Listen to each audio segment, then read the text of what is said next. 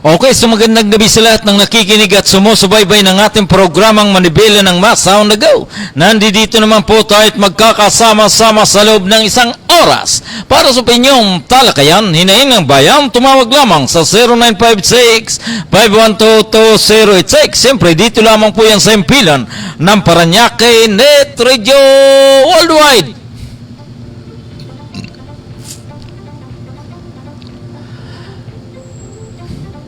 Luzon, Visayas at Mindanao, ito po ang inyong lingkod.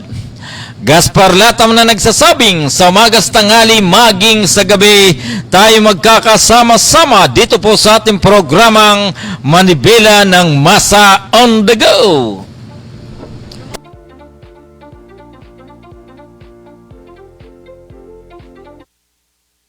Okay, so ngayon po ay August 8. Ngayon po ay Wednesday, ano? Nasa kasalukuyan po ay talaga naman na humahataw tayo. August 9, 2023. Opo, so malungkot, ano? Opo, dati ito pong ating talaga naman na ito pong dating DILG Undersecretary ni si Martin Dino. So ilang bisis po natin itong nakapanayam. Ito po kapag siya po ay ambos interview, kahit doon po sa kanilang opisina, ito pong taong ito, pagdating po sa aming mga katulad namin mga media practitioner, kapag nilambingan mo po ito na magpa-interview, for interview, hindi man lang po ito nagdadalawang isip. Opo, so doon po sa mga kaibigan, mga nakatrabaho po nitong si Undersecretary Martin Dino, at ang inyo pong lingkod ay saludo po ako dito kay Secretary Martin Dino. Sana siya po ay mapunta po doon sa kanyang pagpapahinga, sa kanyang hantungan. Ibatid po natin na naging magaling at siya naman po ay naging lingkod bayan. Po, at inaasahan natin na sa pamagitan po ng mga panalangin doon po sa nagmamahal, dito po sa ating butihing Undersecretary na si Martin Dino, sana po ipanalangin po natin. Ano? Okay, so doon po sa ating mga kaibigan dito po sa Metro Manila, lalong-lalo na po dito sa lungsod ng Paranaque, dito po sa lugar ng Kamanaba area, dito po sa lugar ng Calabarzon, at ganun din po dito sa lalawigan ng Rizal, yung pong ating mga kaibigan. Binabati po namin kayo ng magandang gabi po sa inyong lahat. But unfortunately, Mr. Chairman, pakiayos mo nga ang ilaw natin. Mukhang nakakalimutan mo, ano? Dahil kapag walang ilaw, nababawasan po yung gandang lalaki ko. Di ba? Tingnan mo naman. Iusog mo ng konti ang ilaw natin. Ito pong tinatawag na ring light. Mukhang nakalimutan na naman ang ating studio operator na ito pong si Chairman Godper. Talaga naman kapag tayo po ay umupo dito, dapat klarado na yan. So doon po sa ating mga kaibigan, lalong-lalo na po dito sa taga-lungsod ng Paranaque, kaninang umaga ay nagkaroon po ng graduation, ito pong alternative learning system, ano? Nasa ilalim po ng Department of Education. Pero bago po tayo magpatuloy, gusto po muna natin bigyan pansin, ito pong Barangay San Isidro, nasa panguna po ng Barangay Captain na ito pong si Noel Haplos. Kaninang hapon, tayo po ay napadaan dyan po sa lugar. Ito pong punong barangay na si Noel Haplos, ay namigay po siya ng mga gamit doon po sa tuwing may sakuna. Mr. Chairman, ano nga po yung mga videos and photos ni Kapitan Will Haplos at gusto po natin ipalam. At ito po ay nakuhaan po natin ng video doon po sa ating mga kasama dito po sa Metro Manila, lalong-lalo na po taga-lungsod ng Parañaque. Gustong po nating ipaalam na ito po palang lugar ng San Isidro, may lugar pong kapag tag-ulan, kapag bumabaha, talagang tumataas po pala ang baha dyan po sa lugar ng San Isidro, na sako po ng balito, na kung saan hindi po natin inaasahan, siya po ay namigay ng mga gamit, katulad po ng boat, yung bangka, ganun din po yung tinatawag na safeguard, yung pong sa paggamit kapag ikaw po ay sabihin po natin nasa gitna ng baha, talaga naman namigay po ang butihing punong barangay nito pong si Will Haplos. Mr. Chairman, pakilabas mo nga yung ating mga photos at the same time yung mga video, pakilabas mo nga yun si punong barangay Will Haplos. Sila na nagdadala ng aso sa amin. Binigyan ko lang ng gamit yan. Sila na ho. Hindi makapagreklamo ang owners. Hindi mo makapagreklamo ang owners. Sila na ho nanguhuli ng aso. Ngayon, pag nag-task force kami, manguhuli kami. Nakita ko very effective ho pag ang homeowners ay nanguhuli. Walang nagreklamo. Totoo yan. So, hindi ko lang alam kung gusto nyo. Basta kami sa barangay, kasama ko mga pag kailangan nyo, kahit traffic, bibigyan ko kayo. Para manahimik na yung reklamador na hindi nagbabayad ng monthly dues. Diba? Diba? So, yun lang yung papakiusap ko sa inyo. Tulungan nyo ho tayo sa barangay kasi ang barangay din ho, hindi kaya lahat. Pag pumunta kami sa kabilang lugar, doon naman sa kabilang lugar may problema. So, tulungan po natin. Huwag po kayo mag-aalala sa gamit na hindi nyo. Bigyan lang nyo ako ng timing. Timing mo, bakit kasi katulad po ng bangka, hindi ko pwedeng bibili ang Beba Bill. The next week, bibili uli ako ang tawag ko ng splitting. Iadin ako sa kuwa. May mga proseso po tayong ganun, kaya gusto ko ipaliwanag sa inyo. So, at isa pa rin nagdadagdag ko, sinabi rin ni Kagawad Nobit, Kagawad Lee, huwag po tayong bayani. Lahat ng bayani may statwa na. Nangyari na sa amin yan, kaya kailangan na makikiusap ako with Lenny, si Lenny po, si Lenny. Ito si Lenny, kung meron po kayo magkakaroon tayo ng Viber group, halimbawa, may parating na bagyo, coordinate namin, para hindi lang po kayo, kasi may mga tao tayo, tsaka pumupunta sa atin ang Coast Guard. Team ko po ang Coast Guard, ngayon team ko na rin po ang reservist ng Air Force at yung Army. So pwede kami mag-segregate doon, punta kayo doon. May gamit kasi tayo Mas mabigat kung wala tayong gamit. Tama po ba ako?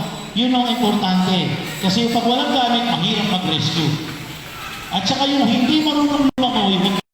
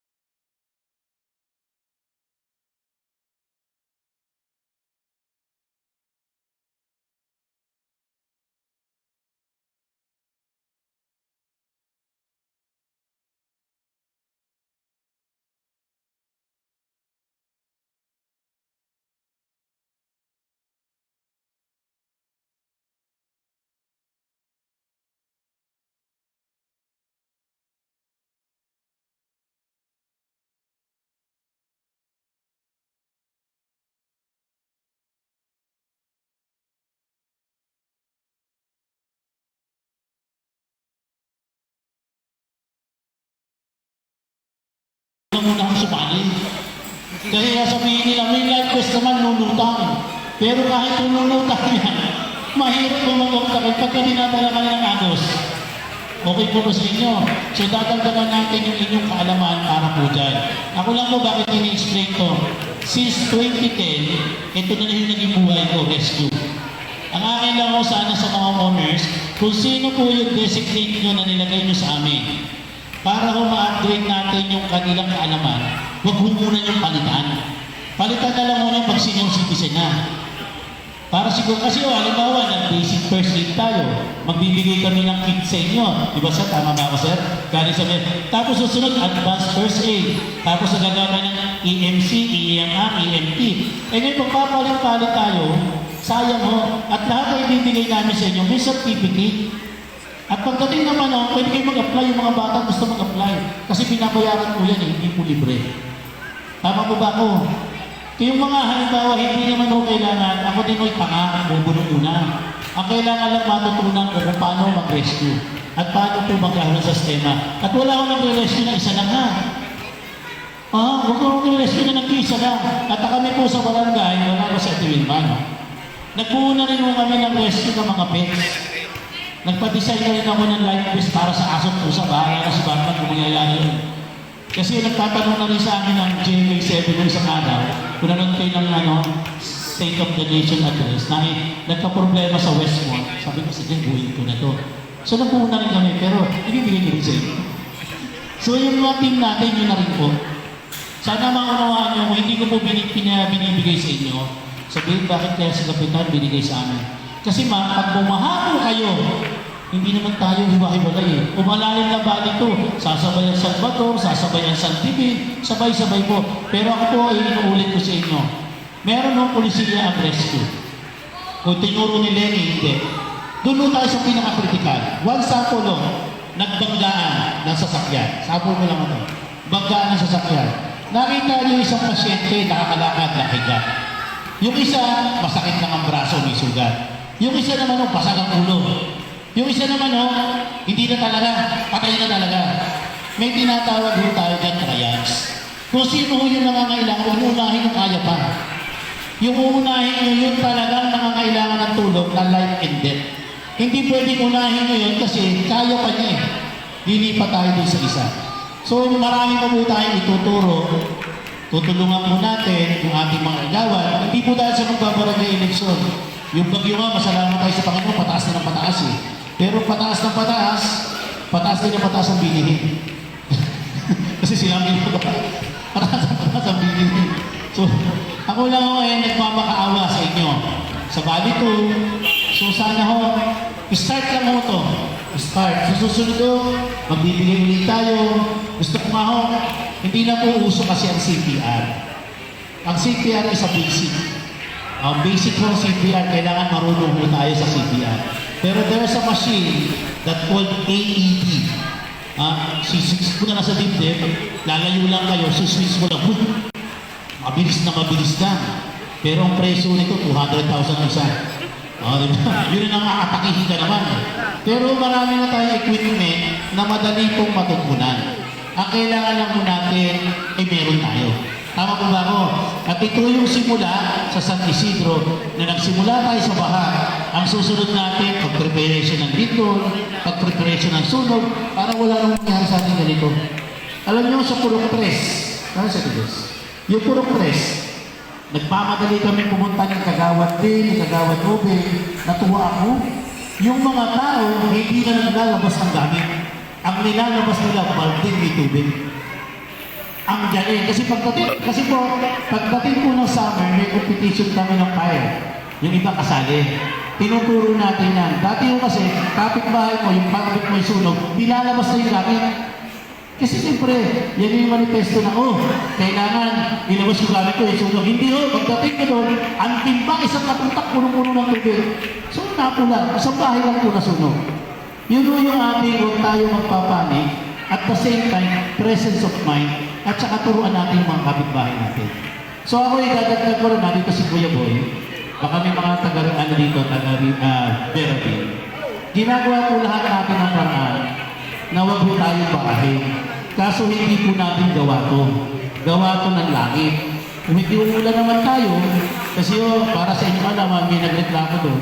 So ayaw ko na mention sa inyo. Sabi ko nga lang ang depensa ko, lahat po ng resources ng barangay ko natin ilalagay. Kanina nag-live ako, nanood kayo. Puro basura na naman yung cake. Hahantingin ko yung nagtatapon ng styro. Kayo po mismo, kung may alam kayo mga tao na ganyan ang ginagawa, huwag na kayo humarap, ituro na lang nyo sa akin. Oo. Ituro nyo sa akin, hindi na kayo harap. Huwag na kayo matakot. May alam kami nagtatapon ng styro. Ako na bahala dyan, kahit ipilit ko yung number nyo. Huwag ko kayo matakot. Kasi kung matatakot tayo, wala na tayong gagawa sa barangay namin. Ako na lang ho ipain nyo, sanay na ho ko dyan. Wala akong problema doon. Pero tayo, gumagawa tayo ng paraan para mabawasan ang problema natin. So ako po ay behalf po ni Kagawad Obing Austria. Si Kagawad din. In behalf po din ni Kagawad. Sa in behalf ni Kagawad din. Nandiyan po yung sekretary namin si Ate Rose. Nandun sa tabi ng puno si Kagawad Mai, si Tres Mai. Nandun sa tabi mo ng puno, kaya hindi lang mo yung makita. Tapos si Kagawad Jerry Aragon, Jerry Bigoso, Jerry De La Cruz, si Kagawad Eric Rogasyon. Kami po yung nagpapasabot sa inyo ng maraming salamat. Sana lang po, wag lang po ang inyo, ako tatapatin po kayo. Huwag kayo tatapon ng bangka kasi halos ginto yung presyo nyo. Hinayang ako, sabi ko, sa ang barangay po, kahit kailan hindi kami bumili ng bangka. Tatapatin mo kayo. Nagpapafabricate kami kasi nangihinayang kami sa pera. Pero itong first time lang ng barangay na yung fabricate, kapagawa ko, magbabayad ako. Kaya yung bangka namin doon, fiberglass. Pagka nabutas, masinga. Ito, pag kinisearch nyo, ang bangka niyan, yan yung undoy kung tawagin. Nakreate yan sa Marikina. So yan, hinahanap ko pa siya sa Marikina. Para bilhin lang yan. First time namin na magbibigay ng bangka, magbibigay ng life. Pati nga Omega po, nag-announce ko lang nagkakasalamat ako kay Press Ruby. Sa Press Ruby? Press Ruby, kasi po, yung ating alarm lado na ho.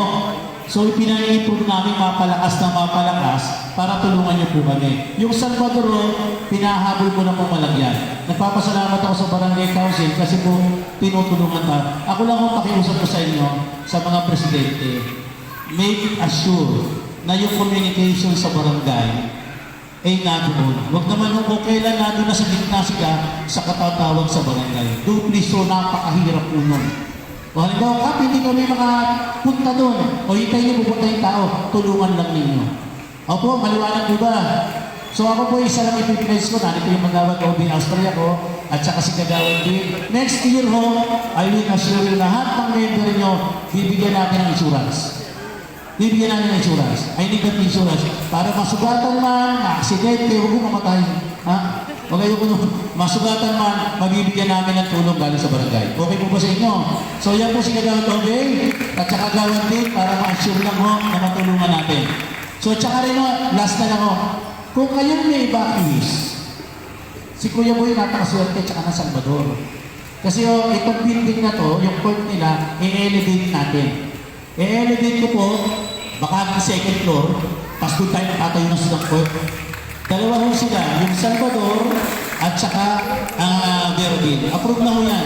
So gagawin na po yan next year, ihaano na mo natin yung time frame. Ang pakiusap ko, kung i-evacuees kayo, nandiyan ulit si Kagawad Obing, si Kagawad din. Huwag na kayo tatawag sa barangay. Kap, di pa kumakain yung mga tao. Katulad yung kumanang dito, napakayaman ito.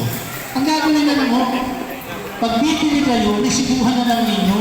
Lagay nyo doon, barangay sa Isidro ka, bumili kami. So bigay na lang nyo sa akin, ako na mag-aabono.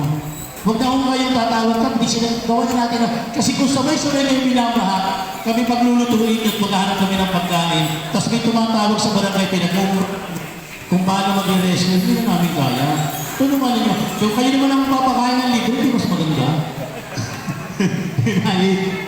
So maliwanag po tayo.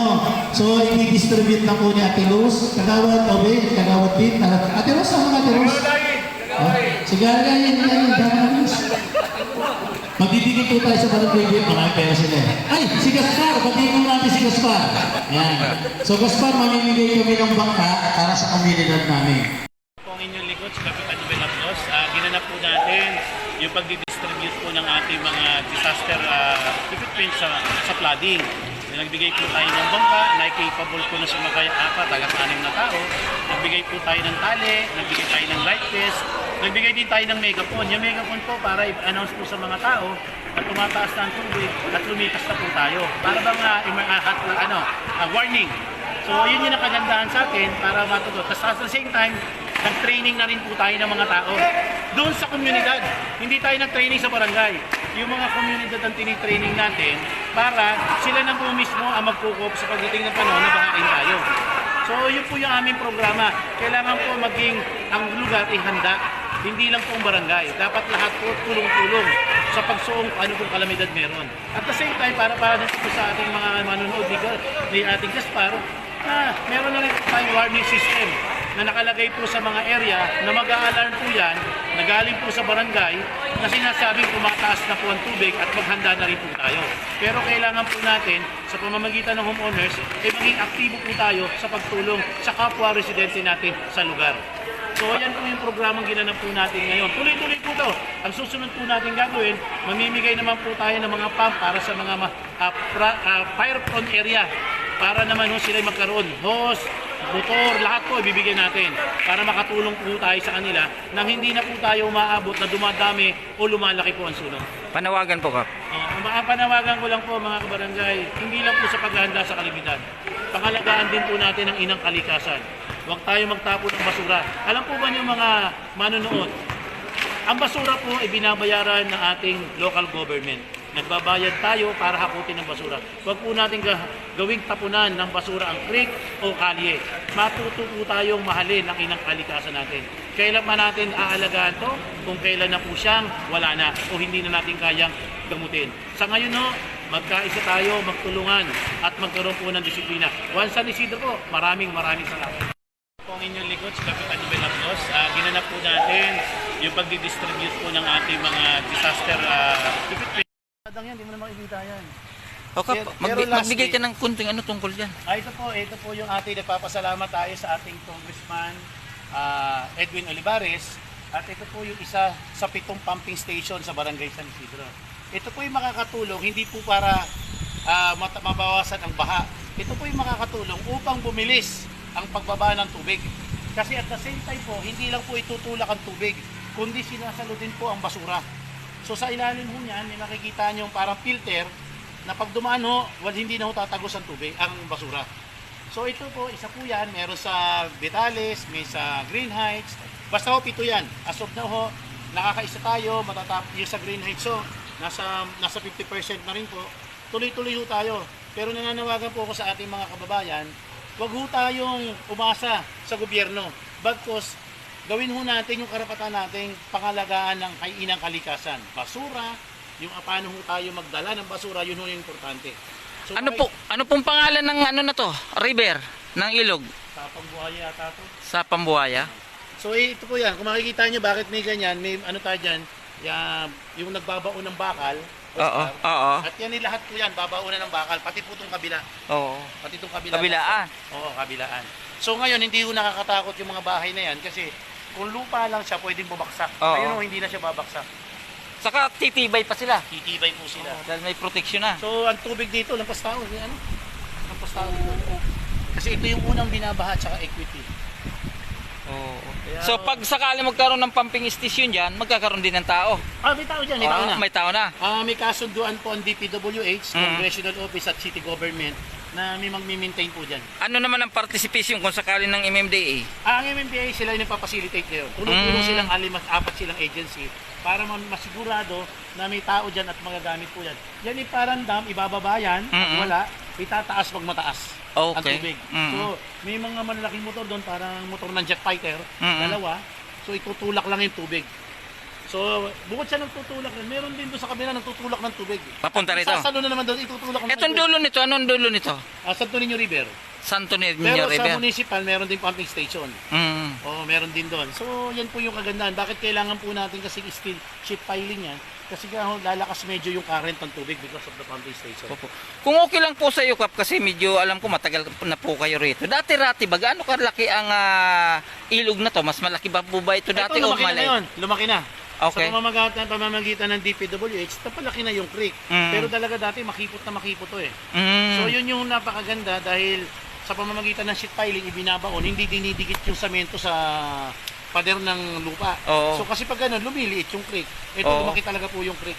Oo. Kaya kita nga po nyo, yung mga drainage nila, nabiyak na ho. Mm. Kasi nga, nabawasan. Sinusunod po nila yung sukat ng creek. So lumaki po talaga yung creek ngayon. So maraming salamat sa iyo, Gaspar, kasi laking bagay mo dahil sa San Isidro. Ang gusto lang naman natin, hindi ipagyabangan San Isidro, kundi iparating sa mga tao na hindi kaya ng gobyerno na kami lang. Kailangan tulungan natin ang ating gobyerno. Sabi ko nga, nagbabayad ng contractor ang City Hall para maghakot ng basura. Bakit siya kailangan natin magtapon sa creek? Mm. So, meron naman maghahakot. Ibigay natin ang trabaho sa kanila. Huwag mo Tama natin po. ilagay sa creek dahil baka isang araw, bahain tayo. Yun po isisi natin sa gobyerno. Oo. Maraming salamat, Gaspar. At sana sige, mabuhay Kap. ka. Thank you, Kap. Thank you.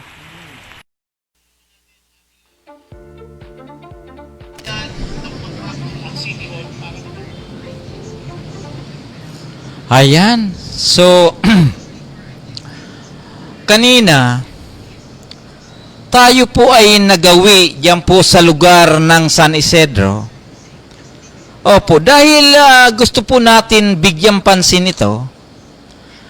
Opo, dahil dito po sa Metro Manila, maging dito po sa lungsod ng Parañaque, every now and then, nagkakaroon po ng pagtaas ng tubig o pagkakaroon po ng baha. So, bagamat ito pong Barangay San Isidro, ito po ay malaki at marami rin pong villages dyan, mga homeowners, at may mga lugar po dyan na binabaha. Opo. So, nabanggit nga po ng butihing punong barangay na ito pong si Noel Haplos. Sa kasalukuyan ay may 7 dredging station po dyan sa kanyang nasasakupan. Dahil ang pinaka-main purpose po nito, kapag nagkakaroon ng baha, as soon as possible, kailangan pong bumaba kaagad yung baha at mapunta na po ito dito po sa Manila Bay. Iyon po ang sinasabi ng butihing punong barangay na ito pong si Noel Haplos.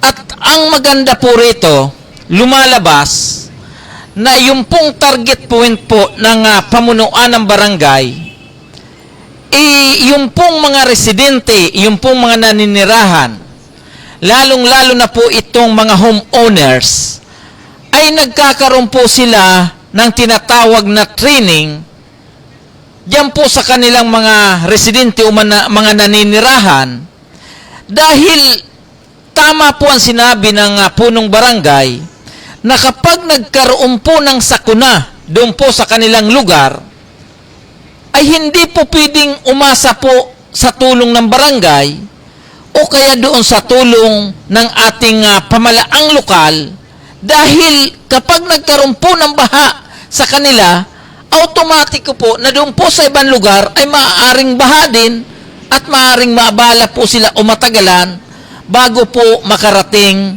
doon po sa kanilang lugar. Opo, pero ang maganda po roon, bago dumating po ang tag-ulan, ang pamunuan po ng Barangay San Isidro, siyempre kasama na rin po yung ating pamalaang lokal, ay nagkakaroon po ng mga training doon po sa ating mga volunteers para kung sakasakaling magkaroon po ng sunog, automatiko na po na yung pong lugar ay alam na po nila kung paano susugpuin yung pong sunog. At nabanggit nga po niya, doon po sa isang lugar, diyan po sa San Isidro, nung magkaroon po ng sunog doon sa lugar, at mabilis naman po silang nakarating, at ang kanya pong naging obserbasyon, instead na yung pong kanilang kapitbahay ay maglabas ng gamit, halimbawa, maglabas po ng mga kanilang mga kagamitan, yung mga importanteng dokumento, at ganun din po katulad ng mga TV, refrigerator o ano pa pong mahalagang laman ng kanilang bahay, ay hindi na po iyon ang kanilang inuna. Ang inuna po ng mga residente ay ang paglalagay ng tubig sa kanilang timba at inilabas na po doon sa kanilang mga tahanan upang i-responde doon po sa nasusunog na bahay. Opo, so bihira ko po itong marinig, bihira po, palakpakan po natin yan. Opo, so ako po ay naniniwala na kaya po ito nagawa ng mga kapitbahay nung nasusunugan dahil po doon sa mga training na sinasagawa mismo ng Barangay San Isidro.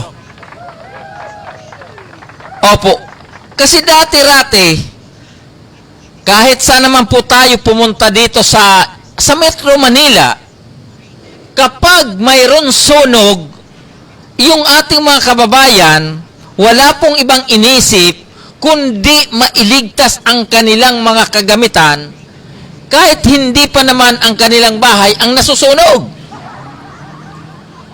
Oo, di ba? So, halimbawa, pangalawang bahay, pangatlong bahay, nasusunog yung isa. Hindi na po nila tinutulungan yan dati-rati. Opo, kasi ang inisip nila, mailigtas ang kanilang kagamitan. Paano na lamang po kung yung pong maliit na sunog ng kanilang kapitbahay at hindi po ito naagapan ng may-ari, halimbawa na lamang wala po yung may-ari o kaya hindi kaagad na nalaman ng may-ari, so kung yung mga kapitbahay po nila ay nakikita na may sunog, may apoy, kapag timba kaagad ang kanilang kinuha at nilagyan po ito ng tubig pagkatapos inano po doon sa nasusunog, automatic, mabilis pong mawala yung sunog. Opo, so napakaganda po yung practice ng Barangay San Isidro na bago dumating ang sakuna, ay alam na po ang gagawin ng mga residente diyan po sa Barangay San Isidro. Palakpakan po natin yan. Opo, ganito yan kanina. Nabigla rin po ako dahil hindi ko po inaasahan na yung pong napuntahan ko po ng basketball o covered court diyan po sa Barangay San Isidro, naabutan ko po roon na yung pong pamalaang barangay ng San Isidro ay namimigay po noong bangka. Opo, yung bangka po ay gawa po ito sa matibay na, alam ko po, made in the Philippines po ito, at gawa po doon sa plastic na matibay, at ito po ay pwede daw pong masakyan ng 5 katao. Opo, yung pong bangka na yun ay preparasyon po ng mga residente doon po sa lugar dahil kung sakasakaling nagkaroon po ng baha, nagkaroon po ng bagyo, yung pong lugar pa lamang ay kaya na po nilang resolbahin ang problema. Opo, bagamat pwede silang tumawag sa barangay, pwede po silang tumawag sa pamalaang lokal, opo, pero yung pong galaw, yung kilos ng mga mamamayan o residente ng lugar, sila mismo po ay masusolusyon na yung problema kung sakasakaling may nasusuno, may nalulunod o kaya may naiaanod, mayroon na po silang magagawa kagad. Nagkaroon po silang bangka, nagkaroon po silang life vest. Opo, napakarami pong binigay Pangalawa, nagkaroon po silang yung pong tali para kung sakasakaling mahirap yung dadaanan o kaya madilim, kapag may tali po, automatikong may gabay o may guide na po yung dapat nating i-rescue. Palakpakan po natin yan. Opo, so ito pong pamamaraan na ito, actually, sa San Isidro ko lang po ito nakitang ganito ka-organize ang barangay. Kasi yung pong iba, nitali, wala kong makita Opo, ni bangka, wala rin ako makita. Opo, yung po naman ang totoo. So ngayon, ano po ang aral dito? Ang aral. Una, batid po natin na bawat barangay official naman, bago po ay kumandidato naman yan, may tinatawag na plataforma di barangay. So, alam nila na ito ang mga dapat nilang gawin. So inaasahan po natin na sana ganito rin po sabihin po natin, ganito po ang dapat gawin nung mga barangay official natin. Opo. Dahil katulad na lamang po dito sa usapin ng disaster. Opo, di ba? Handa po sila, handa. So, hindi po question yung paghahanda eh. Di ba? Ang question po dito, yung maililigtas na buhay noong mga residente na nakapag-training kung paano maililigtas o kaya paano mapapangalagaan ang kanilang lugar. Napakahalaga po yun. Maniwala po kayo. Napakahalaga po yun.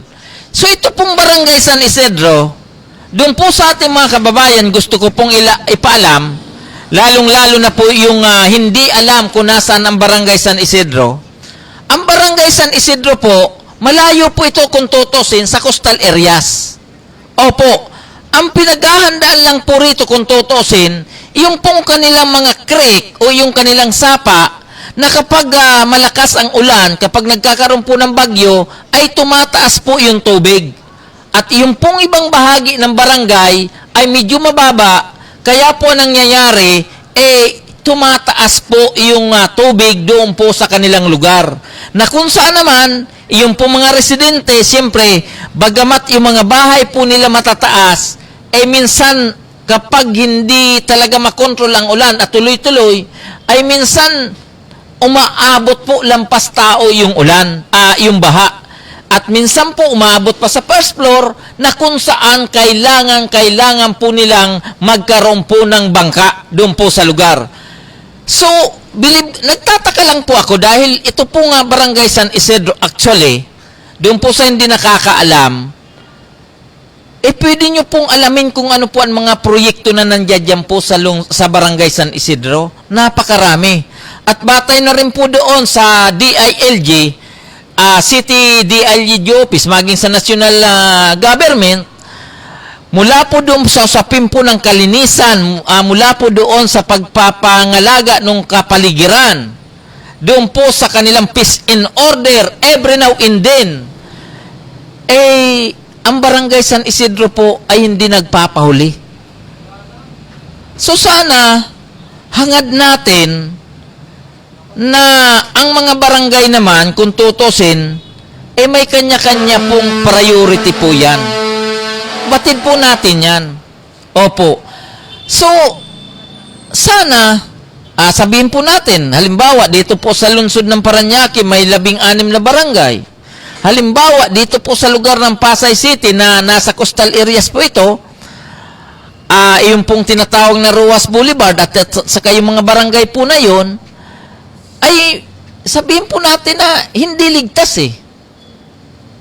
sa usapin ng sakuna na sana maging handa rin po sila katulad nung ginagawa ng Barangay San Isidro. So balik na po tayo doon po sa usapin ng coastal areas. Opo, so lilinawin po natin na ang Barangay San Isidro ay wala po doon sa usapin ng coastal areas o kaya doon sa baybayin ng dagat. Opo, ang pinaghahandaan lang po ng Barangay San Isidro, yung pong baha.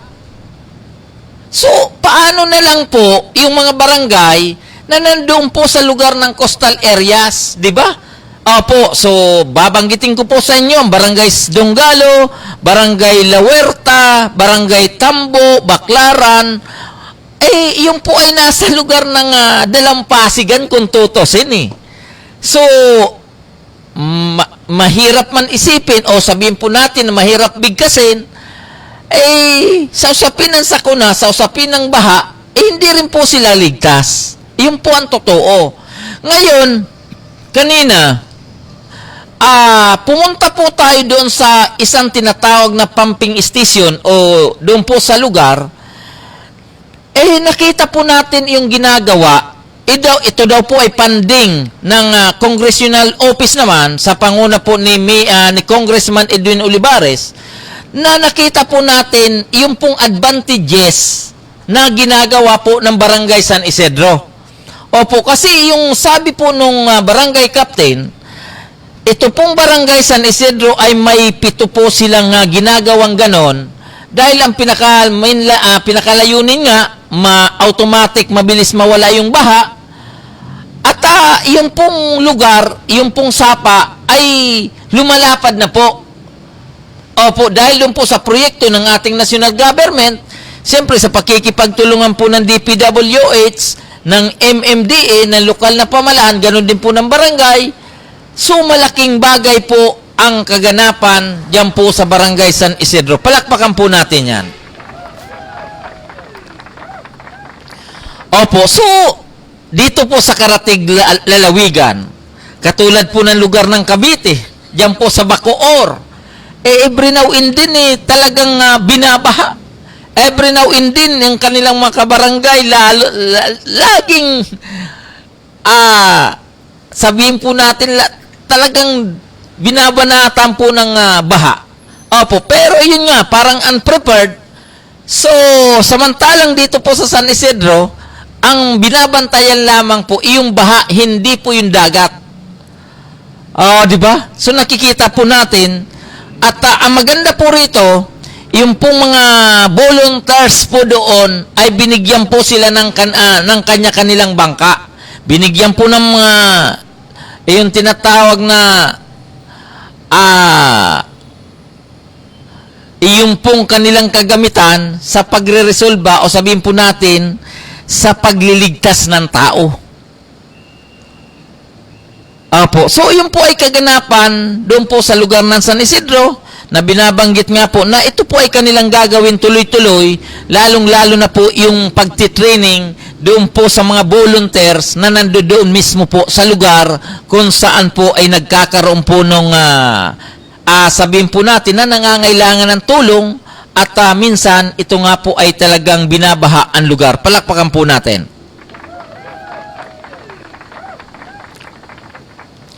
Opo, so sana ang hangad po natin maging klarado, ganito po yan.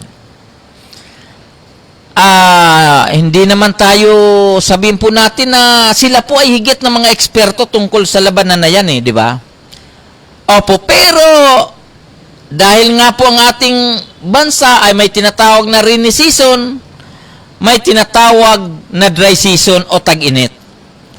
Opo, so sa ating pagkakalam, dito po sa Metro Manila, ang mga daluyan po ng tubig dito, kung tutusin, maluluwag naman malalapad. Opo, sabihin po natin, katulad dito sa lugar ng Parañaque, existing naman po rito ang mga ilog o yung mga sapa, maganda naman po ang flow o ang daloy. Opo, kaya lang, sana manatili pong maluwag ang ating mga sapa. Yun naman po ang hagand natin dahil naalala ko tuloy nang ako po ay bago pa lang dito sa Metro Manila, ako po ay nanirahan po sa lugar ng Malabon. Diyan po ako sa lugar ng Matadero. Ito yung mga taga Malabon, alam po nilang binabanggit ko. Diyan po sa lugar ng Tunsuya, sa lugar ng Litre, sa lugar ng Katmon, ay yung po ay mga mabababang lugar na kung saan kapag tumaas po yung tubig sa dagat, yung tubig, yung dagat po ay talagang napupunta po doon sa tinitirhan po namin sa Matadero. Kapag ako po ay pumapasok ng umaga, ako po ay sabihin po natin yung nakashort lang po ako, at magpapantalon doon po sa kalsada na wala na pong tubig. Opo, so pag uwi ko, minsan walang tubig, minsan mayroon. So napakahirap po ang buhay. Diyan po ako sa Malabon noong 1987 or 1988. Nandiyan po ako sa Malabon. So nagsawa po ako sa ganung sistema. Kaya po ang ginawa ko, lumipat po ako dito sa lugar ng Makati. Dahil yung Makati, nung mga panahon na yun, ay talagang sabihin po natin na Makati na yan Opo, kilalang-kilala na po yan. Opo, pero nang ako naman po ay namasukan dyan ikikwento ko rin po sa inyo, nang ako po ay mamasukan dyan bilang courier ng RCPI. Sino po ang nakakaalam nung RCPI company? Ako po ay naging courier dyan eh. Hawak ko po ang Ayala Lip, Ayala Rights, at saka po yung Buendia. Nasama po rito ang Palanan, San Antonio, ito pong Pio del Pilar, ito pong La Paz, at saka itong Santa Cruz, etc. Yung mga barangay po na yan, hawak ko nung kapanahonan na yun. Opo, so kung inyo pong mararapatin, kikwentuhan ko lang po kayo ng kaunti. Opo, dahil ng mga panahon na yon, ito pong Buendia na yan, maging ito pong La Paz, diyan po sa malapit sa bahay ni dating Vice President, ay binabaha po yung kasama po yung Vito Cruz, along Vito Cruz. Binabaha po yung dati-rati. Opo, halimbawa, tag-ulan, talagang binabaha in short. Opo, naranasan ko po yan, diyan po sa lugar ng Makati. Ngayon, nung nagtagal, talagang sabihin po natin, nagtagal, 90s, kasi matagal po akong nakatira dyan, yung pong mga baha po na yun ay nawala unti-unti dahil sa ginawang strategy po nila sa mga kalsada nila at saka doon po sa mga kanal. Nawala po yung baha dyan. Ang natira lang po na binabaha po dyan, yung Along Buendia, dito po sa lugar ng Malugay. So hanggang ngayon, pagkakaalam ko, kapag tag-ulan, ay binabaha pa rin. Opo, pero yung isang lugar, dito po sa lugar ng Mantred, diyan po sa ilalim ng EDSA, diyan po sa lugar ng Mantred, kapag umuulan po dyan, ay talagang saglit lang ang ulan, bahang-baha na po, at hindi na po nakakadaan yung mga kotse, maging yung po mga pampasaherong jeep, diyan po sa lugar ng Mantred. So, ito, ikininto ko lang po sa inyo ng konti kasi kabisado ko ang lugar eh.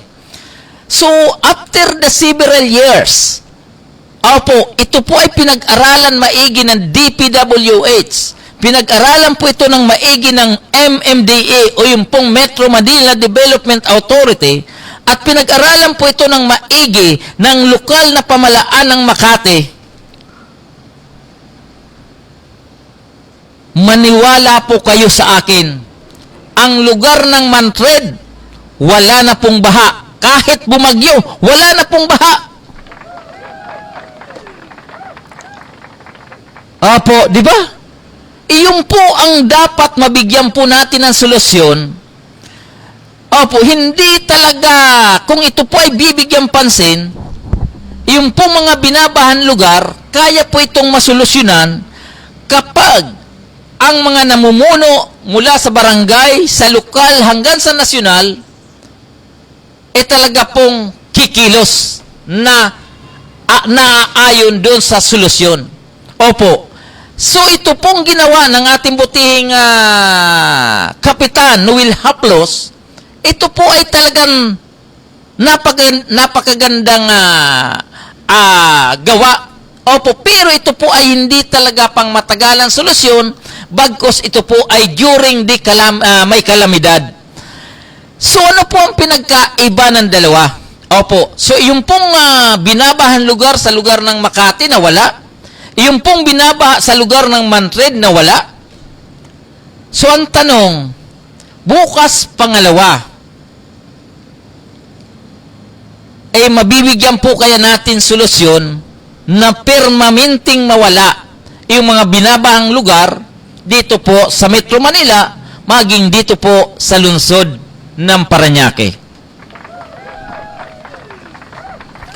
Opo, iyon po ay isang tanong lamang na ang mga tanggapan ng ating national government, katulad lang po noong kasalukuyang proyekto, yung tinatawag na subway, na nagsisimula po sa Valenzuela, na ito po ay dadaan sa lugar ng Quezon City, dadaan sa lugar ng Pasig, dadaan sa lugar ng Mandaluyong, dadaan sa lugar ng Makati.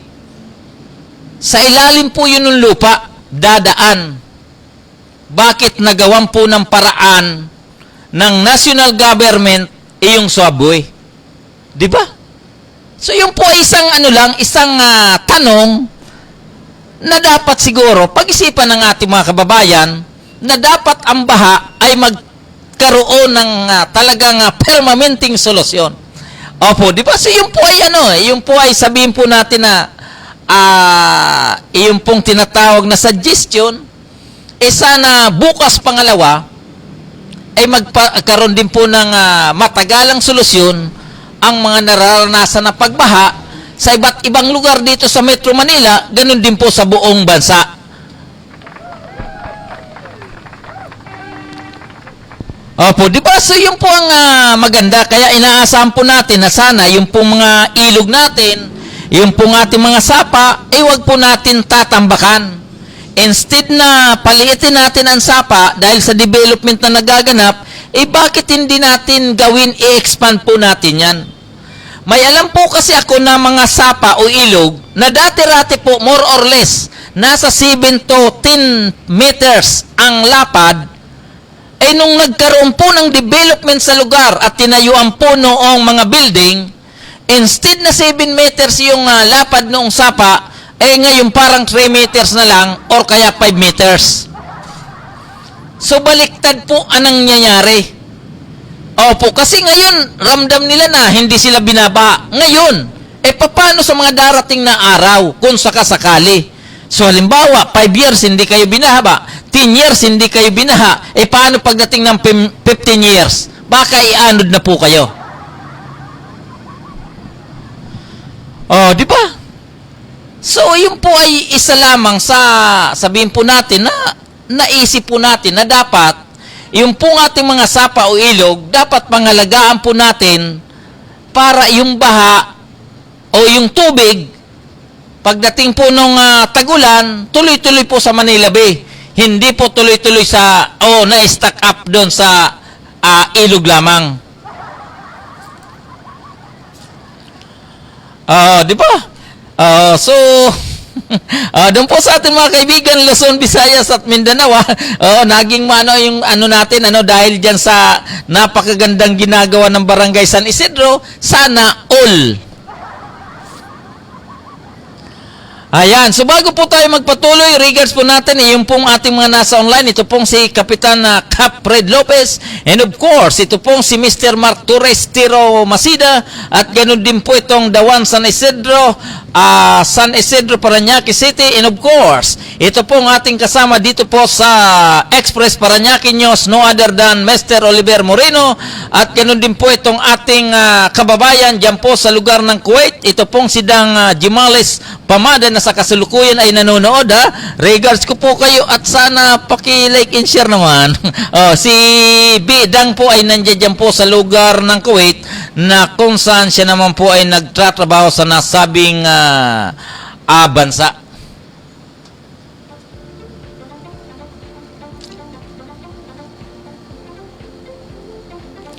Okay, so tuloy-tuloy na po tayo. Ang kasalukuyang oras po natin ay ganap ng alas 9:46 dito po sa ating himpilang Parañaque Net Radio Worldwide. Siyempre dito po sa ating programang Manibela ng Masa on the Go.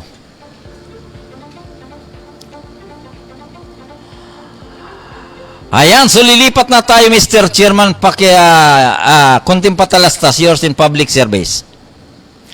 So kanina, pag sa ating pagbabalik, tatalakayin po natin yung pong nagkaroon po nung graduation po noon sa alternative learning system diyan po sa lungsod ng Parañaque, diyan po sa City Gym of the City of Parañaque kaninang umaga lamang.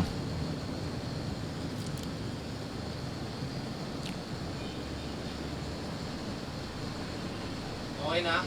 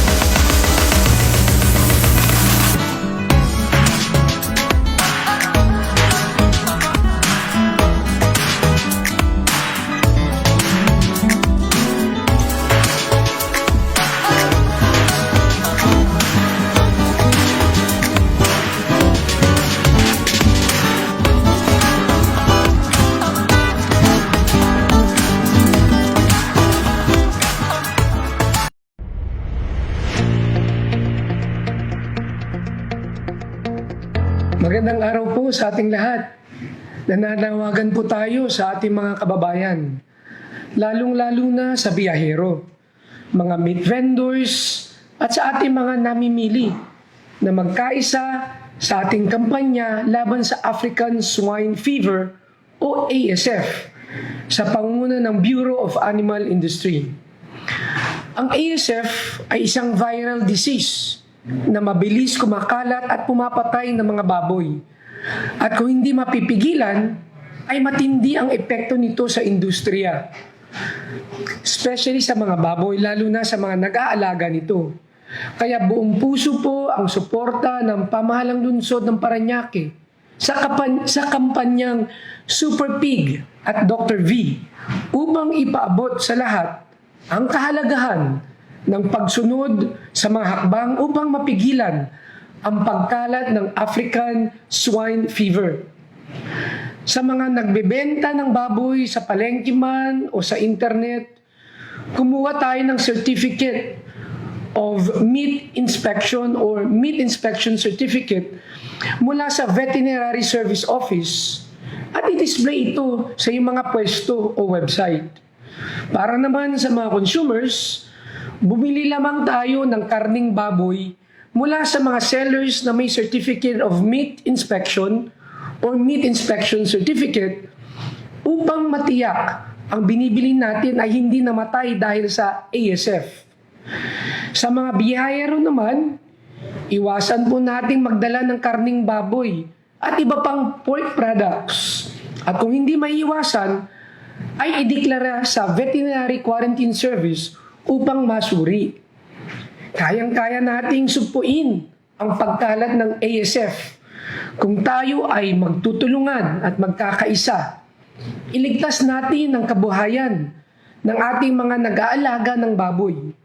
Upang sa ganun, ay matiyak nating meron din tayong mabibili at abot kaya ang presyo ng karning baboy sa mga pamilihan.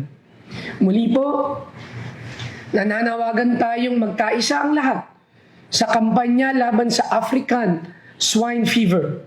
Maraming salamat po.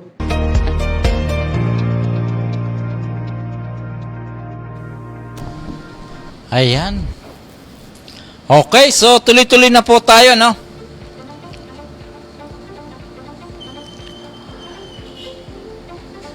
Ayan, so tuloy-tuloy na po tayo at natin pong babasahin na balita mula po sa lungsod ng Parañaque sa City Information Office. Umabot po sa 844 ALS students graduate in Parañaque City. Parañaque City Mayor Eric Olivares said a total of 844 students graduated from the Alternative Learning Systems or ALS on Wednesday, August 9 at the Parañaque City Sport Complex.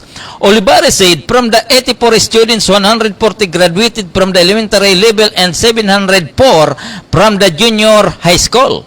The mayor, the guest speaker during the graduation ceremony, thanked the Department of Education, DepEd, Schools Division Office of Parañaque City under the leadership of Dr. Nerissa Losaria for her cooperation and hard work in the implementation of ALS in the city's 15 barangays. Olivares also thanks DepEd Parañaque and the teachers for their support and diligence in teaching the ALS students. He said the city government is encouraging all residents who can take the ALS program, which is a practical learning system that provides a practical option to the existing formal education. The mayor also encouraged the ALS graduates to continue with their studies in senior high school or to the non-formal education for them to become successful in life. Palakpakan po natin yan, ano? Opo, so kanina marami po yung nagtapos, umabot po ng 844 na mga mag-aral galing sa iba't ibang lugar ng lungsod. Ito pong tinatawag na Alternative Learning system. So, napakaganda po ito. At nandoon po tayo kanina at talagang yung po mga nanay at tatay na nagpapatuloy ng kanilang pag-aaral, eh sana congratulations po sa inyo at talagang natapos nyo po ito. Okay, so tuloy-tuloy pa rin po tayo. Ang ating babasahin galing po sa official FB page ng Lungsod ng Parañaque, City Information Office Parañaque. The National Housing Authority provides aid to 58 fire victims in Parañaque. The National Housing Authority or NHA provided financial assistance to 58 families who were victims of a fire in Parañaque City on Tuesday, August 8. Mayor Eric Olivares thanked the National Housing Authority or NHA for its support to the city government. The distribution of financial assistance to the beneficiaries under the Emergency Housing Assistance Programs was held at the Parañaque City Sport Complex. Olivares said that the distribution of financial assistance was made possible by Senator Christopher Bungo. He said 26 homeowners from Barangay Merbel, 30 from Barangay Dungalo, and 2 from Barangay San Antonio received the financial assistance of the bracket of 15,000 to 30,000 from the NHA. The city government also distributed tolerates, food packs, and 5 kilos of rice to the fire victims. Ayan po, so palakpakan po natin ulit. Opo, so yun po ang maganda, no? At tinuulit po natin, siyempre, yan po ay galing sa Public Information of the City of Parañaque at ito po ay pinamunuan ng ating butihing John Alano at sa kasalukuyan naman ay nasa ilalim po ng pamuno ng ating officer in charge na ito pong si Sir Mil Alipuon. Opo.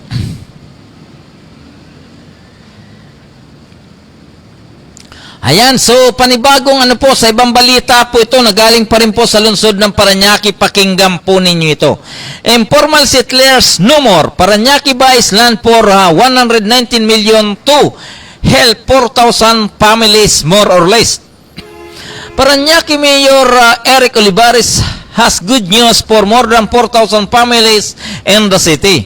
Olivares said the families in Purok 1 to Purok 6 and Sampaloc Site 2 Barangay BF homes now have a chance to own the land where their homes stand.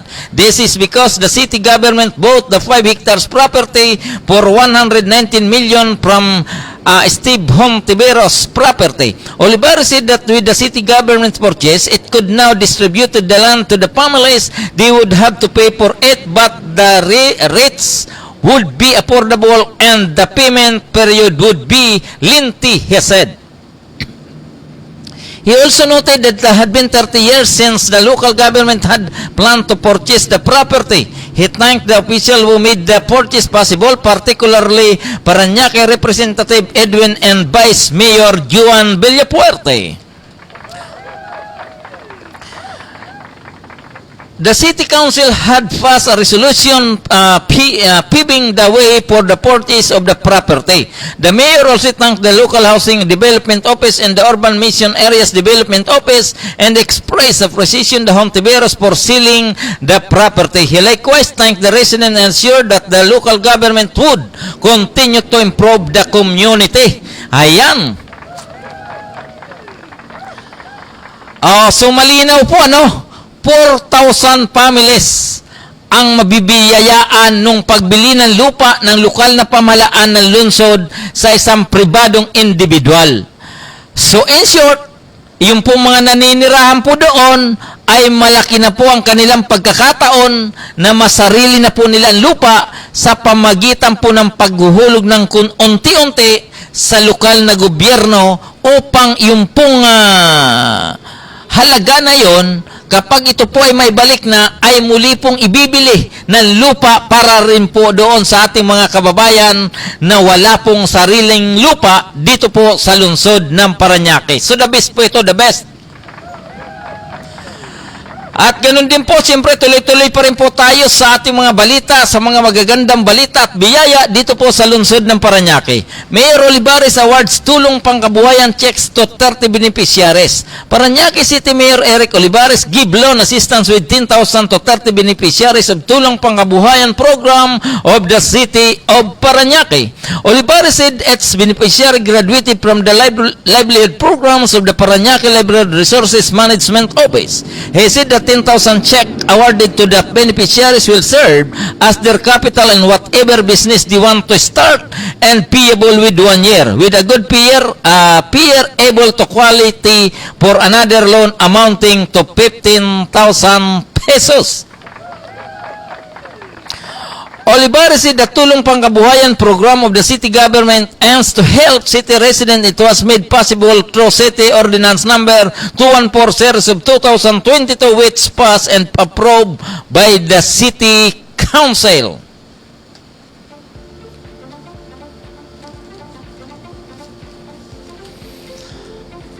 Ayan, so yun po ang mga kaganapan dito po sa lungsod ng Parañaque sa ngayon at mga nakalipas na araw. Okay, so tuloy-tuloy na po tayo sa ating mga kaibigan, Luzon, Visayas at Mindanao. Ang oras po natin ay ganap ng alas 9:59 ng gabi. So malapit na po tayong magtatapos. So tuloy-tuloy pa rin po tayo sa ating mga balita. Vloggers na gumawa ng prank video binalaan ng pay and pay. Dating DILG Undersecretary Dino Pumanaw na mahimbing na natutulog mag-asawa, 2 anak patay sa sunog. Iyan ang sinasabi po natin na sa ano. Oo, so mabigat po ito, no? Buto ng manok ang natagpuan sa Bilibid septic tank. Aba, buto daw ng manok matindi, ano? PCG personnel sa Binangonan sinuhulan ko. Aba naman, ito po ay talagang sabi nga po kahit anong imbestiga nyo po dyan itapos ng pangyayari. Sana yung Senado mag-imbestiga po kayo o sabihin po natin na gumawa po kayo ng mga batas o leche boreche bago dumating ang problema, bago dumating ang sakuna. Paulit-ulit di ba? Kongreso, Senado, mag-iimbestiga kapag nandiyan na yung nandiyan na po yung mga nagbubuhis na ng buhay saka kayo kikilos. So magagaling po kayong umipal. Di ba? Pwede ba 'yon? Mahirap naman 'yan mag-iimbestiga kayo kung kailan na mayroon ng nadisgrasya, no? Okay, so tuloy-tuloy na po tayo sa ating mga balita. Mahimbing na natutulog, mag-asawa, 2 anak patay sa sunog. 4 na miyembro ng isang pamilya ang nasawi ng lamunin ng apoy ang kanilang bahay sa naganap na sunog habang mahimbing na natutulog kahapon ng madaling araw sa barangay Kaypu, Santa Maria, Bulacan. Kinilala ang mga nasawi na sina Roy Lozano, 39 na taong gulang, may asawa si Maria, 39 na taong gulang, 2 batang anak na sina Kadrek, 13 gulang at ang Amrit, 12 taong gulang, parang residente ng nasabing barangay. Sa ulat na naganap ang sunog dakong alas 3 ng madaling araw sa ibaba ng bahay ng mga biktima sa Block 9, Lot 5, El Pueblo del Rio na noon ay nasa kasarapan ng tulog. Kawawa naman, ito pong buto ng manok ang natagpuan sa bilibid ng septic tank. Paano kaya ito nangyari? Buto inilagay sa septic tank. Paano nakadaan doon? Paano tinanggal yung inodoro? Di ba talaga naman, ngayon lang ako nakarinig na buto ng manok napasok sa septic tank. So wag na nga natin itong basahin, hindi ko type. Di ba alam niyo po ba yung septic tank? Ito po yung Poso Negro. Poso Negro po ito yung Poso Negro ng CR. Pagkatapos, may mga nakuhang buto, buto ng manok. Kayo magaling, di sige. Di ba? Anong gagawin ng gaano karaming buto ng manok ang ipinasok sa septic tank? Di ba? Ayaw ko nang basahin niya. Di ko type. Bahala na kayo mag-isip. Buto ng manok nakuha sa septic tank. Di ba? Mahirap naman yan, At ganun din po, si dating DLG Undersecretary, pumanaw na sa ito pong si Undersecretary Martin Dino. So, sana sumalangit po nawa ang kanyang kaluluwa na siya naman po ay nanungkulan sa ating bansa. At hindi naman po sa akin, akin lang, talagang hindi po siya nagkulang dahil ang inyo pong lingkod ay ilang beses po itong na-interview, ito pong si Undersecretary Martin Dino. So, maano siyang kausap, magaang kausap. Po, hindi katulad ng iba dyan. Kagawad pa lang, ang bigat-bigat ng kausap. Di ba? So, dito na po tayo papasok. At total si Undersecretary Martin Dino, siya po ay pumanaw na. At nabanggit ko nga po na ito pong si Martin Dino naman, nang ako po ay laging sa field, palagi nagko-cover ng mga balita. Ito po ay na-interview ko po ito halos 2 or 3 beses. At maano po siya hindi siya mabigat kausap o hindi katulad talaga ng iba na kagawad pa lang, ang bigat-bigat na. Pero in fairness, yung pong mga kagawad dati na kausap ko o maging kapitan o yung kapitbahay ko, yung kakilala ko, mga ilang linggo na gumagaan na po silang kausap. Magana po silang kausap.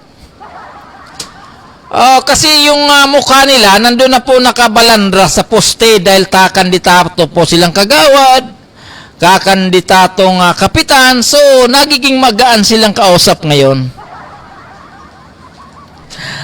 Di ba?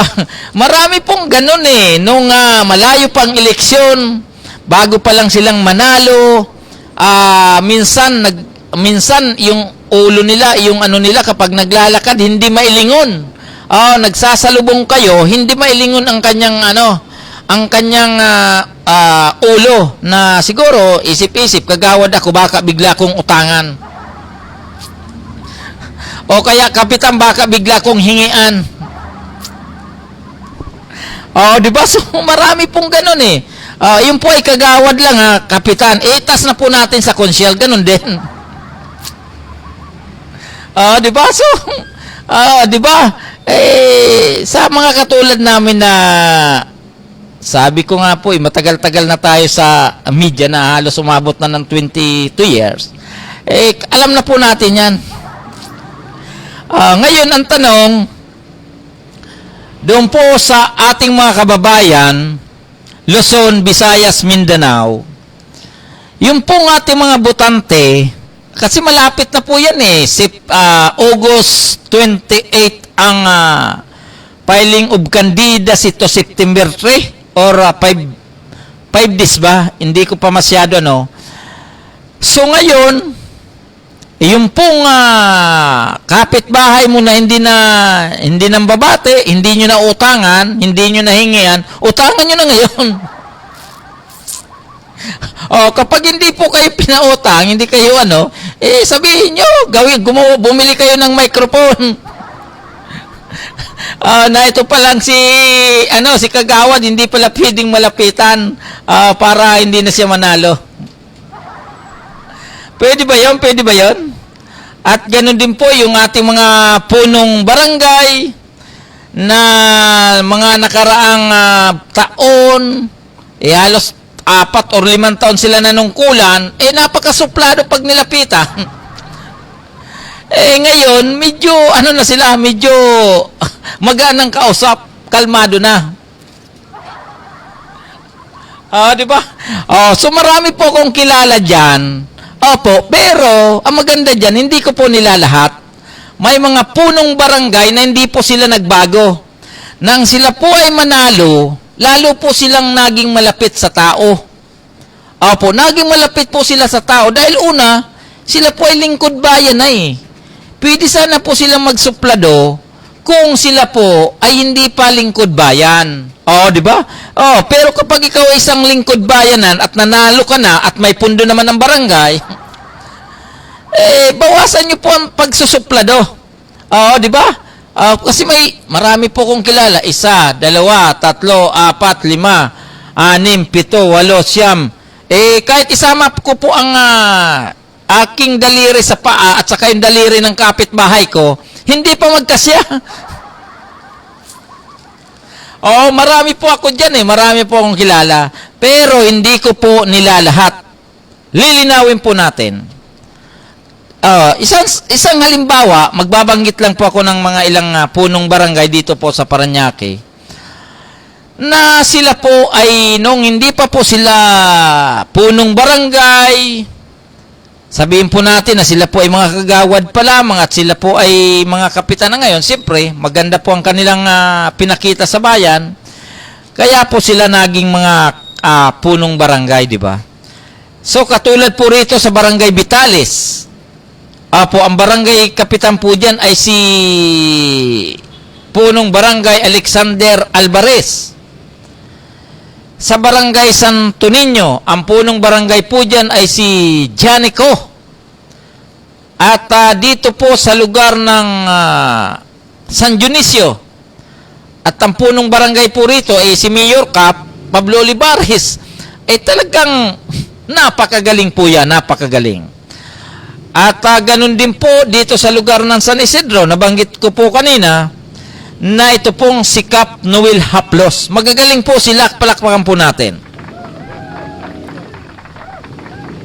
At ganun din po dito sa lugar ng sa lugar ng Monwok, na ito pong si Barangay Captain Roberto Obit Alano. Kagawad pa po yan, kilala ko na po, at wala pong kapuro problema. Nakakaresolve po ng problema ang punong barangay na ito pong si Roberto Obit Alano.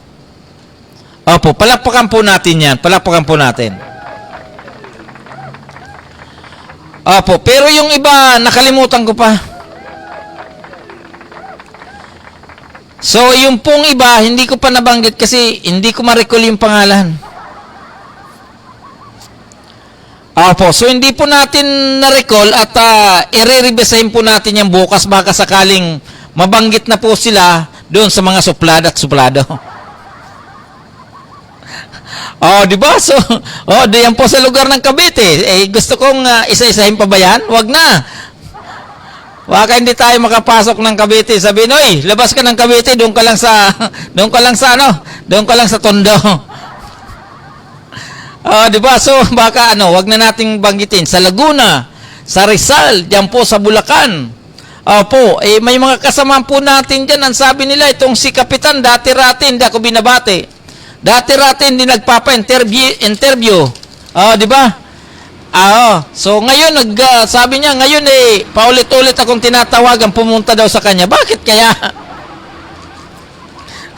Di ba? Talaga naman ito itong ating kasama na si Rico Reglo diyan sa diyan po sa North Caloocan At pasyalan niyo po ang lugar ng Bulacan, diyan po sa Maykawayan, diyan po sa Malanday, sa Bukawi, sa Marilao. Diyan po sa lugar ng diyan po sa Bulacan, diyan po sa Santa Maria, maging diyan po sa San Jose del Monte, Bulacan. May kapitan tayong naka-interview diyan at saka itong si Congressman at saka si Mayor Robles. Mag-asawa po isang congressman at saka isang mayor. Kahit papaano tayo ay hindi nawawalan diyan. Palakpakan po natin. Opo, yung pong San Jose del Monte, Bulacan, sakop po niyan yung pong grotto. So ngayon talagang progresibo po yung San Jose del Monte, Bulacan na yan. Dahil po sa mag-asawang Robles, magagaling po sila mag-asawang Robles, na kung saan magagaling po silang namuno dyan sa San Jose del Monte, Bulacan. Kaya yung pong pag-unlad o pag-asinso, napakabilis kasi kaya naging San Jose del Monte, Bulacan na yata, parang city na. Dati-rati nung 80s na tayo po ay pumupunta dyan, napakahirap ang kalsada. At sa kabihira pa yung mga kabahayan, ngayon puro mga mall ang nandiyan dyan. Kapag papunta po kayo ng San Jose del Monte, dadaan po kayo dito sa lugar ng Fairview, paakyat doon sa grotto, maganda na po talaga yung lugar. Palakpakan po natin. So yun po ang maganda kapag magagaling po itong nanunungkulan. Opo. So, total, yung po mga mayor na yan, congressman, 2025 pa po yung mga manunungkulan dyan. Kaya, yung kasama natin dyan na hindi kayo nakakapag-interview, hayaan nyo na mo, antayin nyo na lang 2025. Di ba? Asa na ba yung asa ba yung kausap natin ng taga Pampanga nung isang araw? Dati-rati daw si congressman diyan sa Pampanga magka-vibe sila. Ngayon hindi na ma-rates, hindi pa matawagan. Hayaan mo na, talagang ganun Mabuti nga ang hindi sa'yo nagre-reply congressman di ba? Asan ba si Asan sila Fred Lopez? Di ba, mabuti nga, hindi sa'yo nag-reply, congressman. Samantalang sa akin, buhay nga lang, hindi nakapag-reply. Di ba? Buhay nga lang, hindi na ako reply, hindi na ako nire-replyan Sa'yo, congressman, sumasakit ang ulo mo. Ano ka ba? Di ba? Sana, sabi niya kasi, dati raw, nung nangangampanya, isang text lang, may sagot. Isang tawag, nasasagot. Ngayon, hindi na daw siya sinasagot. So, nagtatampo. Ganun talaga Huwag mo masyadong yan. Kung sakaling pumuntahan mo sa Congress para makausap mo ng personal, di ba? Sa akin, yung boy na hindi nagre-reply sa akin, nakangiti pa rin ako kaya yung tinitext ko na hindi nagre-reply, di ba, na hindi nagre-reply, hindi man lang matawagan, akala nyo makakaligtas kayo sa akin. Hindi. Babatiin ko pa rin kayo kahit ayaw nyong mag-reply sa akin. Di ba? Hindi nyo ako pwedeng mapikon dahil sa ayaw nyo kong sagutin, ayaw kayo mag-reply. Hindi ako mapipikon. Di ba? Di ba? Yung pong ating mga kaibigan dyan sa online, regards ko po kayo. So, hindi nyo ako kayang pikunin sa mga hindi nagre-reply na yan, di ba? Kasi sabi nga po nila, kapag ikaw ay mapikon talo, ay di wag kang mapikon, asarin mo na lang sila. Kung dati-rati nagte-text ka o nagbibigay ka ng mensahe sa kanila na once in a day or isang beses isang araw, di gawin mong dalawa. Ayan, di ba? Kapag hindi ka nireplyan sa dalawang message sa loob ng isang araw, di gawin mong 3. Pang-apat yan. Pang-apat, wala na sigurong pang-apat. Palagay ko, nakablock ka na. Di ba? Pwede ba yun? Baka nakablock ka na yan dahil sabihin sobrang kulit, hindi na nga kita pinapansin Tuloy-tuloy pa rin ang text mo. Di ba?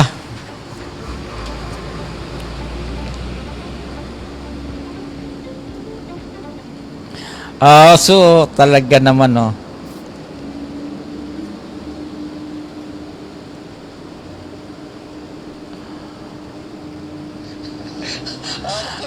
So, total, ang oras po natin ay ganap na pong alas 9:17, alas 10:17. So, tuloy-tuloy lang po tayo. Bali, kwentauhan muna tayo kasi yung pong mga balita, naumay po ako dahil sa balitang buto ng manok na sa ilalim ng septic tank, nawalan ako ng gana. Pagpasensyahan nyo na po kasi malamang tama po ito, buto ng manok ang natagpuan sa Bilibid septic tank. Ito po ang sabi ng National Bureau of Investigation, NBI po ito. Pero alam nyo naman ang NBI, mga magagaling po yan. Pagtsagaan nyo na po ang balita, basta ko hindi ko nabasahin. So karapatan ko naman yan na hindi ko ibalita kasi boto ng manok nasa septic tank. Di ba? Kaya sabi nga po nung nanonood sa atin na naisip niya, sabi niya,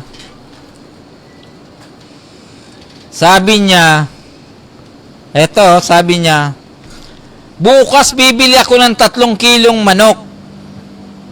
Lahat ng buto, padadaanin ko doon sa inodoro. Tingnan ko lang kung makarating sa septic tank.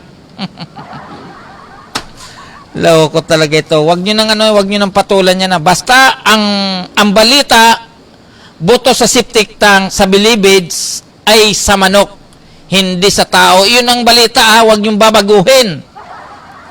Nakakapikon kayo, ibalita nga lang yan ayaw niyo pong paniwalaan. Kung anong balita, dahil tama naman yan, validated naman yan, paniwalaan nyo ha. Baka gusto niyo pang pagalitan pa kayo. So wag niyong baguhin ha. At yung pong mainit na pinag-uusapan, makikiinit din tayo ng kaunti, makikiinit din tayo dito po sa reklamasyon na di umano ay pinatitigil ng ating Pangulong Ferdinand Marcos. Yung pong reklamasyon dyan po sa Manila Bay. Ako po ay bali-baliktarin niyo po ang mundo. Ako po ay, may tandaan na rin ako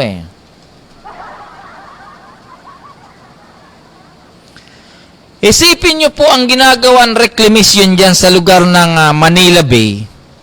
Napakalalim na po ng dagat. Malalim po ang dagat dyan hindi po hanggang tuhod ang dyan, hanggang hindi po 1 tao, 2 tao ang lalim ng dagat dyan. Tuloy-tuloy pong nagkakaroon ng tinatawag na reklamasyon. So yung po ay along Roas Boulevard o dyan po sa Manila Bay, napakalaki pong gastos, sabihin natin, malaki talagang gastos dyan bago maging lupa yung tubig, yung dagat. Yun naman po ang totoo niyan. So ngayon, marami pong mga environmentalists, lalong-lalo na po yung tanggapan ng Department of Environment and Natural Resources. Ganon din po itong BIPAR, Bureau of Fisheries and Aquatic Resources, o kung ano pang mga maritime government agency dyan, na walang nagawa na pigilan ang reclamation na ginagawa dyan po sa Manila Bay. Dahil hindi naman po yun makakapagsimula kung wala pong mga clearances galing po sa iba't ibang national government, national agencies. So lilinawin po natin na ang reclamation na yan, bago po sila nagtambak dyan, ay talagang may clearance po yan sa iba't ibang ahensya ng ating gobyerno down to LGU, to the local government unit. So ang tanong, tama po ang desisyon ni Pangulong Ferdinand Marcos Jr. na ipahinto, sana tuloy-tuloy. Kasi kung ipapahinto po yan para magpapansin, bukas pangalawa, tuloy-tuloy na naman. Sabi nga ng kaibigan ko, alam na days. So asa na kaya si Corimao? Yun ang mahilig ng salitang alam na days. So sana, wala tayo sa jurisdiction, wala tayong kalingkingan, wala tayong basta koordinaryong mamamayan naman na ayaw kong ipagpatuloy ang reclamation na ginagawa dyan po sa Manila Bay. Kasi ang usapin po dyan, tama ang binanggit ni Pangulong Ferdinand Marcos sa usapin ng environment, sa usapin ng mga ilog o pagbaha, ay maaaring mangyari ang tuloy-tuloy na pagbaha dito po sa Metro Manila. totoo po yan. Kaya lang, sabi nga po nila, hindi naman po yung gagawin dahil sila naman ay mga eksperto. Pangalawa, hindi naman nila gagawin yan kung hindi dolyar. Opo, dolyaris po ang ginagastos dyan sa dredging, yung ano dyan sa Manila Bay na yan di ba? Malaking pira talagang katapat dyan Opo, ang tanong, bakit sila pumayag? Opo, ang lawak-lawak po ng Pilipinas Ito pong Metro Manila, Skyway, LRT, underpass, subway, kung ano-ano pang sasakyan, wala pong magawa, traffic pa rin lagi. Di ba? Pagkatapos dadagdagan pa ng mga panibagong building, pagkatapos dadagdagan pa ng reclamation na yan, hindi na po traffic ang madadali natin dito, kalbaryo na. Di ba? So marami naman pong maluluwag pang lugar. Yung Cavite, malawak pa po yan. Marami pa pong bakanting lote. Saan ba yung mga bakanting lote ng Cavite? Saan ba yan saan ba naka-align? Doon po sa mga relocation? Di ba? Pumunta po kayo sa lugar ng 13 Martires. Pumunta po kayo sa Tansa. Akala nyo po yung relocation doon, yung mga kabahayan ng National Housing Authority dyan sa lugar ng Tansa. Akala nyo po isang syudad di ba? Akala nyo, sa dami po ng mga narelocate doon, karamihan, wala rin pera.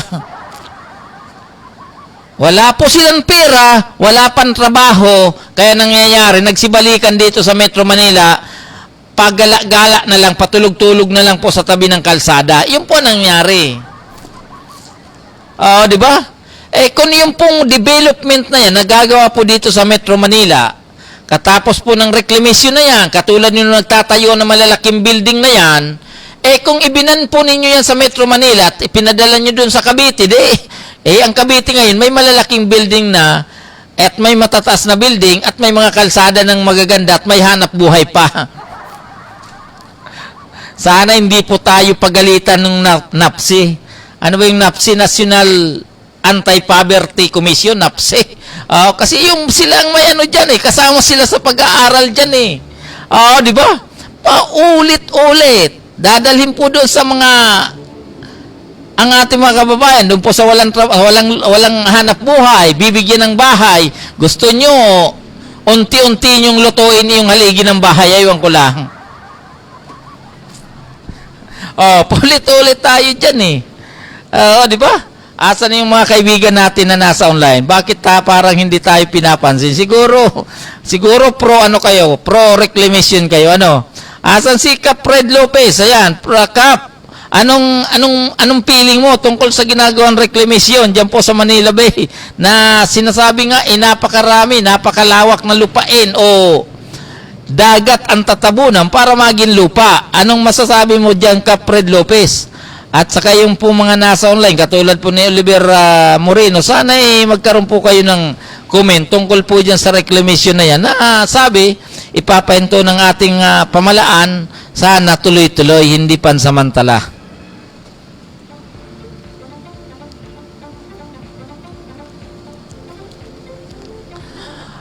Di ba? Yun po ay pananaw lang naman natin. Kaya kung may sarili kayong pananaw, i-broadcast nyo rin.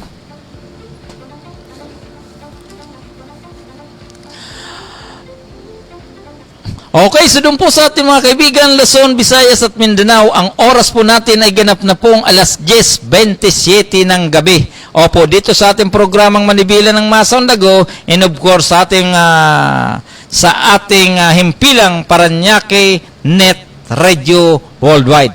Okay, so yung pong ating mga kasama, dito po sa Paranaque Net Radio, nung nakaraang linggo, nagkaroon po tayo ng media seminar and workshop naman dyan po sa Las Piñas. Ngayon, yung pong hindi po nakapag-seminar ay nasa tinatawag po kayong status quo. Ibig sabihin, nakahold po yung membership ninyo at nakahold din po ang pangsyon ng iyong mga ID. Iyon po ang malinaw, ha? Opo, kung sakasakaling magkaroon po kayo ng problema o bulilyaso, yung pong hindi nakapag-attend po ng orientation seminar, workshop and seminars, sana maging malinaw na kayo po ay nasa status quo sa kasalukuyan, ha?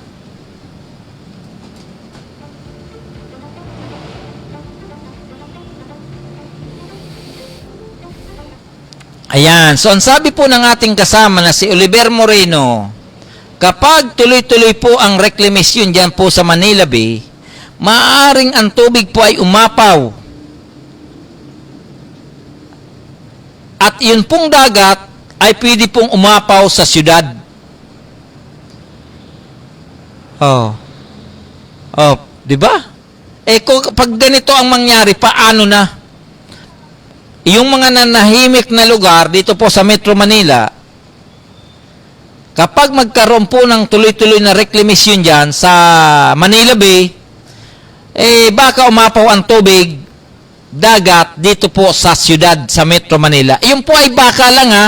Opinion po ito, ha. Hindi po ito konklusyon, kundi maaaring mangyari. Yun po ang comment ng ating kasamahan na sa kasalukuyan po ay nasa online. Opo, kasi minsan na po akong nagkaroon pa ako ng umatin po ng forum, media forum tungkol dyan Natanong ko po ang status sa usapin po ng subway. Kung hiningihan po ba ng clearances ang PhilBox, ang Pag-asa, ang DENR, ang DILG, at iba pang national government, kasama po ang Metro Manila Development Authority or MMDA, kung sila po ba ay sumang-ayon sa paggawa ng subway na yan, ay hindi po nila sinagot. Opo, alam nyo po ba yung palubid na sagot? Palubid. Di ba? Ngayon, ang tanong, dyan po sa reclamation na yan, yung nabanggit po natin, yung, siyempre, Pag-asa, at saka yung PhilBox, at saka yung DENR, yung pong BIPAR, yung pong MMDA, at saka yung Metro Manila Development Council, MMC, Metro Manila Council, di ba? Ano nangyari pala doon? Ano nangyari doon sa Metro Manila Council? Di ba sila yung mga nasa tagagawa ng rules? Kasi council yan Metro Manila Council, ano bang naging usapan dyan tungkol po sa reclamation na yan? So yun po natanong natin dahil uminit ang usapin dyan, siyempre, palibasa uminit, makisabay tayo. Dahil kapag walang gumagalaw na taga-national government, lalong-lalo na ang Pangulong Ferdinand Marcos, kapag ikaw po ay daldal ka ng daldal dito, kahit mamaos ka na dyan, hindi ka papansinin. Di ba? Kasi wala ka naman wala kang wala kang karapatan para harangin yan Wala kang karapatan pero pwede ka magdaldal. Di ba? Ito yun naman nasa naman natin malayang pamamahayag. Pwede ka magbigay ng komento, pwede ka magbigay ng suggestion, pwede kang maglabas ng iyong saloobin. Di ba? Kaya ako nilalabas ko kahit ayaw pakinggan. Di ba? Ay, nako. Asan ba si Ayan, ang sabi po ni kasamang Oliver, sinisira lang ang kalikasan. Sana, imbis na galawin po nila yan, pumunta sila doon sa amin. Sa lugar ng Bicol, napakarami pong malalawak na lupain doon. Hindi niyo kailangan tambakan. Lagyan nyo na lang ng tanim o kaya tayuan nyo ng bahay o kaya gawin nyo ng tawag doon, rancho, yung alagaan ng mga hayop. Wala pa kayo masyadong problema. Hindi kayo sisitahin ng ni PBBM dahil kapag mag-alaga kayo ng hayop, hindi na tayo mag-import ng karne dahil marami na po tayong karne kung sakasakaling yun ang gawin yung negosyo.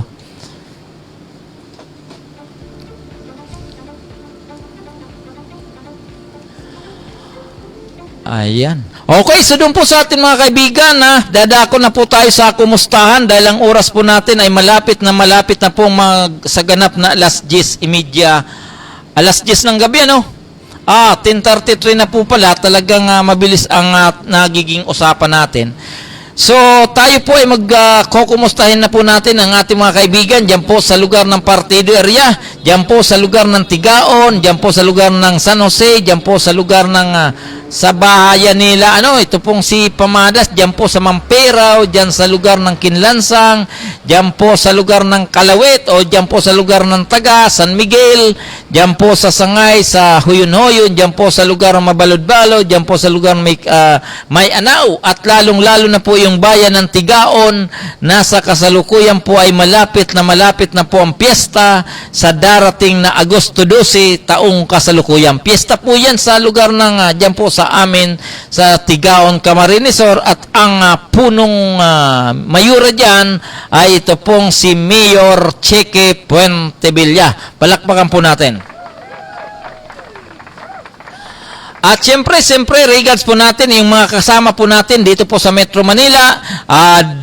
Ito pong mga kasama natin sa Unified Force Multiplier, sa Values Formation, sa Manibela ng Masa on the Go, dyan po sa At Your Service, dyan po sa CFCFC Garden Community, at ganun din po yung Usapang Kalye, and of course, yung pong USAD Pilipinas, nasa na kaya si Ramos.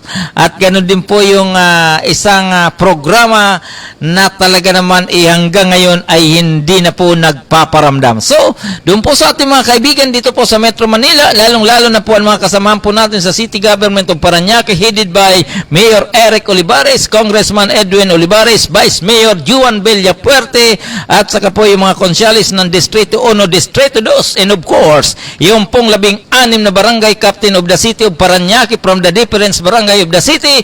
Regards ko po kayo, ganun din po ang ating mga masisipag at magagaling at masisigasig na mga miyembro ng Parañaque Police, mula po sa Substation 1 hanggang sa Substation 8. Regards ko po kayo at magandang gabi po sa inyong lahat.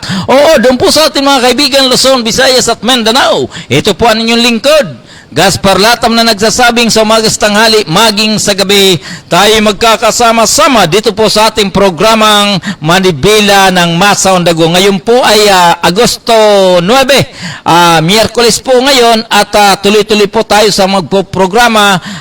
Bukas po ay antabayanan nyo uli ang aming programang Manibela ng Masa on the Go sa ganap na alas 8 hanggang alas 10 ng gabi. Maraming salamat po sa inyong lahat. God bless us all. Bye-bye.